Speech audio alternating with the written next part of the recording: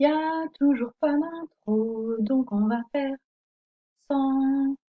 Hello everyone, and here comes part 3 of the Mont Saint-Michel story time, with hopefully no interruptions from the cat. She's very clingy these days. Alors, on en est au chapitre 5, la légende du rocher de Tombelaine. À une demi-lieue du mont, on aperçoit, à fleur d'eau, un petit îlot sablonneux. C'est le rocher de Tombelaine. Ce lieu avait été consacré Pardon, je vais y arriver. Ce lieu avait été consacré par le culte des druides qui, dit-on, y avaient élevé un temple au soleil qu'ils adoraient. Du temps où la Bretagne était couverte de monuments celtiques, le mont Saint-Michel offrait un piédestal au dolmen et une retraite mystérieuse aux druidesses. Avant la domination des Romains, c'était de là qu'elles rendaient leurs oracles. 9 druidesses habitaient en ce lieu et dictaient au peuple celtique leurs lois vénérées. L'histoire ecclésiastique de la Bretagne et les essais de sainte Foy rapportent à ce sujet une curieuse tradition que voici. Les marins ne manquaient pas, avant de s'embarquer, d'aller acheter aux druidesses du mont Bélénus des flèches qui, lancées dans les flots par le plus jeune et le plus beau d'entre eux, devaient conjurer ou apaiser la tempête. Au retour du navire, le jeune voyageur venait, plein de reconnaissance, offrir des présents à la prêtresse.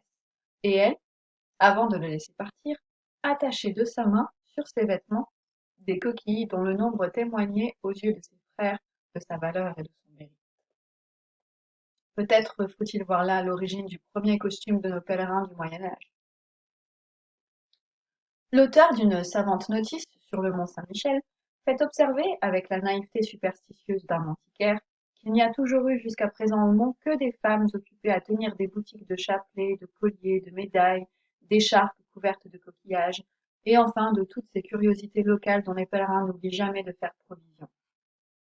Il a l'air d'insinuer que l'esprit druidique a continué de planer sur nous des extrémités de notre continent, et qu'il imprègne encore de sa poésie sauvage ces régions où notre Moyen Âge a passé avec les splendeurs de la foi, laissant derrière lui une longue traînée de parfums sacrés et d'encens.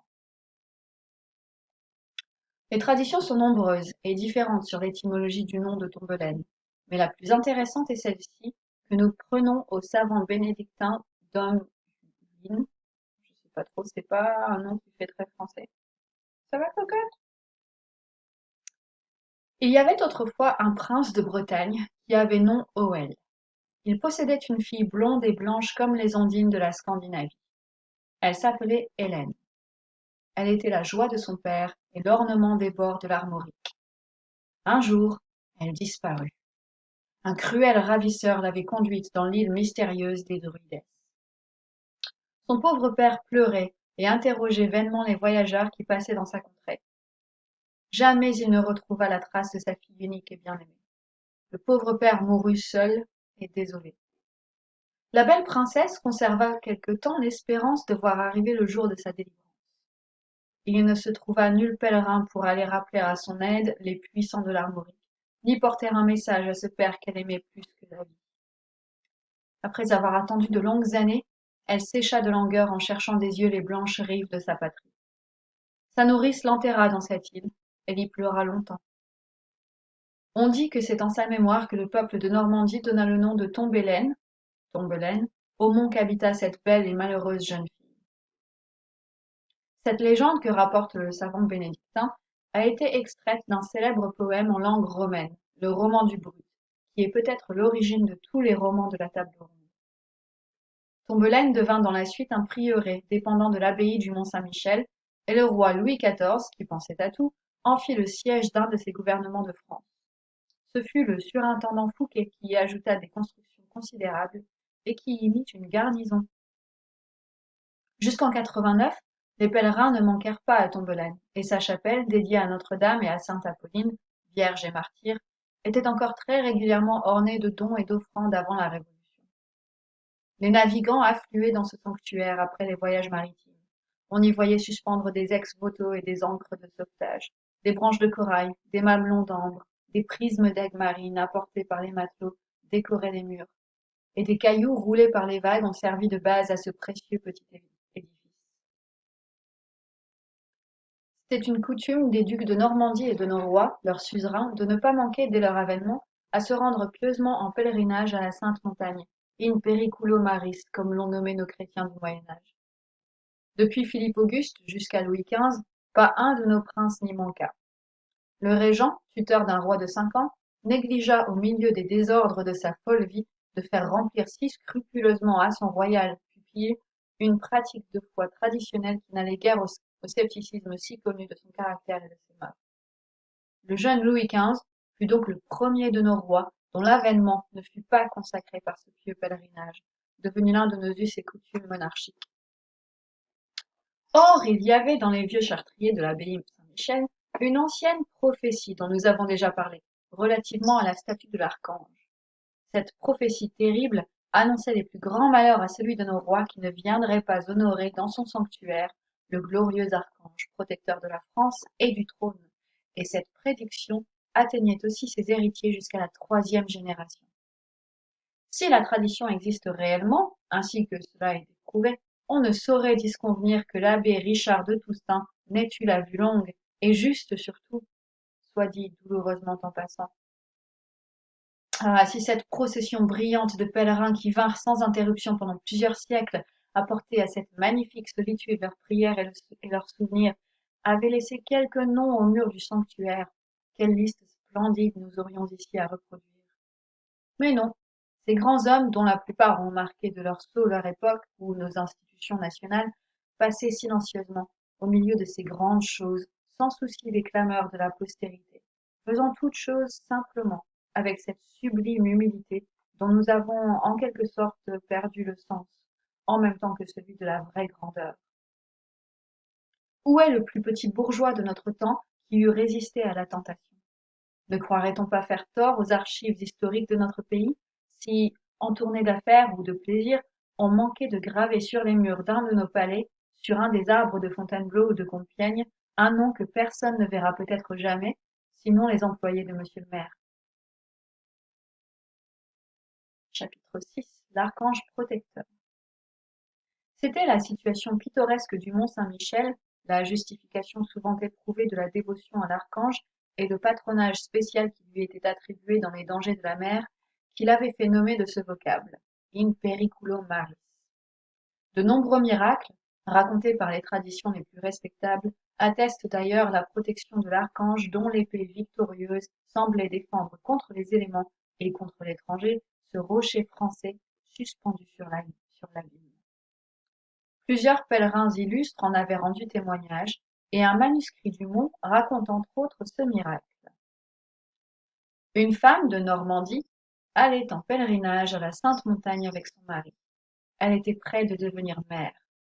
Pendant qu'ils marchaient tous les deux sur la grève, un épais brouillard les environna tout à coup. Le vent siffla horriblement, et la mer mugit au loin. L'épouse, saisie de frayeur, tombe évanouie, et quelques heures après, au milieu de cette furieuse tempête, naît l'enfant, leur fils unique. Cependant les flots avançaient, et les entouraient déjà. Quelle horrible perplexité! Dieu permettra-t-il que ces pieux serviteurs, venus là pour chanter sa louange et implorer sa miséricorde, soient submergés par la mer en furie et trouvent au lieu de la vie et de ses prospérités une mort horrible et imprévue sur cette grève périlleuse? Ils s'agenouillent, implorent dans leur détresse le souverain créateur des éléments, l'intercession de l'archange qui veille sur les pèlerins. Le céleste patron du monde ne tarda pas à les secourir. Il sauve cette malheureuse famille d'un désastre imminent. Pendant que l'enfant nouvellement né mêlait encore ses cris plaintifs aux effrayants mugissements des vagues, il sembla tout à coup que les flots s'élevaient à leurs côtés comme des montagnes. Au milieu, la mère, désolée, élevait entre ses bras son fils vers le ciel, et le père, faisant couler sur lui l'eau régénératrice, le revêtait de Jésus-Christ. Dans ce baptême douloureux, le petit enfant ne reçut pas le nom de ses aïeux, mais le père l'appela Péril. Ainsi sauvé par un touchant miracle, l'enfant fut voué à Dieu et nourri dans les tabernacles. C'était bien vraiment l'enfant de la Providence. Il reçut plus tard les ordres sacrés, et rendit témoignage par ses vertus autant que par son existence même de la puissance et de l'appel du Seigneur, en même temps que de la protection de l'archange. Ce saint prêtre existait à Lisieux, où la population l'avait en grande estime et vénération, au temps où le manuscrit racontait ce fait. Le récit ajoutait que chaque année, il ne manquait pas de venir visiter en grande faveur pardon, le mont du miracle, pour reconnaître les précieuses faveurs de Dieu à son égard. Quant à l'église du mont Tumba, tombe Hélène, elle a aussi son origine miraculeuse que rapporte la légende. Il y avait dans les temps reculés de la chrétienté, par-delà l'Angleterre, une contrée où régnait un prince appelé Helga. On croit aujourd'hui que ce pays est l'Irlande. Un serpent monstrueux y exerçait d'effroyables ravages. Il avait quitté les rochers, il était descendu dans la plaine, gonflé d'écume vénéneuse, et avait jeté l'effroi dans les campagnes voisines. Il brûlait les herbes, infectait l'air, et son haleine pestilentielle tuait tous les habitants. Bientôt la contrée, devenue inhabitable, fut déserte. Souvent il se retirait près d'une claire fontaine, où une rivière prenait sa source, et tous ceux qui s'y désaltéraient y buvaient un poison mortel. Les habitants du pays, dans cette extrémité, recoururent au Seigneur.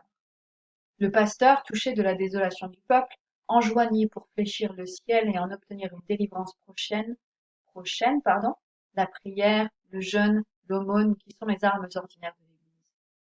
Le troisième jour, ainsi pressurés, peuple et pasteurs marchèrent à la rencontre du monstre pour le terrasser. Le clergé en longue procession descendit de la ville, et bientôt on aperçut le monstre.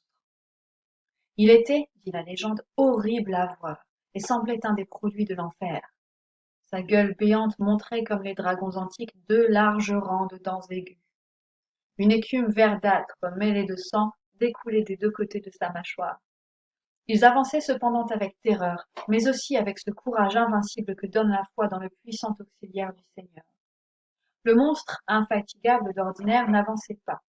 Il semblait méditer un mouvement terrible qui devait lui faire, de toute cette foule anxieuse, une large proie. On approche cependant. Ô prodige! L'horrible serpent était immobile et sans vie. Le fléau avait cessé. À ses pieds, une armure céleste gisait en témoignage du combat surnaturel auquel le peuple devait sa délivrance. C'était un bouclier carré et une courte épée dont du reste la forme n'était pas connue et qui n'était propre à aucun usage. Tous tombèrent à genoux, et tandis qu'ils s'humiliaient devant la puissance du Dieu des armées, saint Michel apparut à l'évêque prosterné. C'est moi, dit-il, qui suis l'archange saint Michel. Sans cesse je suis devant le trône de Dieu, et il m'a confié la défense des hommes. J'ai tué ce serpent. Envoie ses armes au mont qui m'est consacré. L'évêque accomplit cet ordre, et à la tête du peuple, il se dirigea vers le mont Gargan. Mais ils avaient beau marcher, ils n'avançaient point.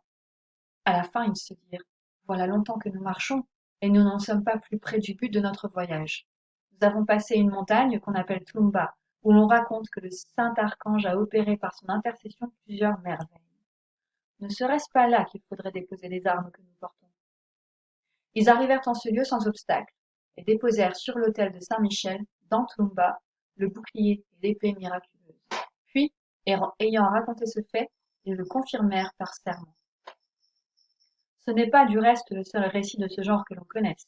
La fête de la Gargouille à Rouen, l'histoire de quelques cités du Moyen Âge et de plusieurs saints nous offre souvent des situations et des circonstances toutes semblables. Une légende complémentaire raconte que, dans la suite, un chanoine curieux et peut-être peu convaincu voulut éprouver par lui-même la puissance de l'archange si vénéré par la foule des fidèles. Comme on rapportait que saint Michel et les saints anges visitaient l'église toutes les nuits, il se cacha derrière les piliers pour observer. Il aperçut toute l'église éclairée et l'archange rayonnant sous les cloîtres. Le saint patron de la France lui reprocha son incrédulité, le réprimanda de son audace et lui ordonna de sortir et de faire pénitence. Il sortit en effet tout effrayé, et ce fut tout ce qu'il put dire. Tout ce qu'il put dire, pardon. 3 jours après, il trépassa. I'm going to have to stop here because the free version of Screencast-O-Matic that I'm using stops at 15 minutes and I've been on for 14 minutes and 34 seconds. So I hope this was good and enjoyable, and I will see you in another video later.